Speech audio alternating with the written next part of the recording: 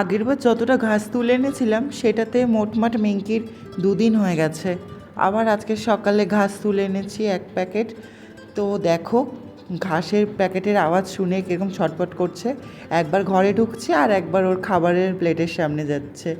মানে ওর যে ঘাসের প্যাকেটের আওয়াজ শুনলে যে ও মনে হয় পাগল হয়ে যায়। তারপরে এই যে কচি কচি দুব্বা ঘাসগুলো তুলে আনা হয়েছিল ওর জন্যে, তো ওকে এখন দিয়ে দিচ্ছি।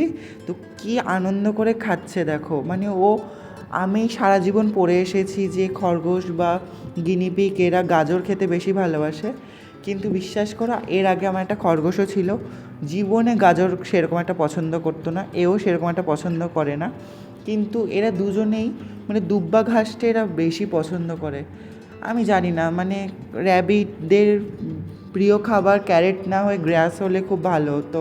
তো যাই হোক, মিঙ্কি ঘাস খেতে খুব ভালোবাসে, তো ওকে ঘাস দিয়ে দিয়েছি। আর দেখো কীরকমভাবে মিষ্টি মিষ্টি মুখে খাচ্ছে ওরা।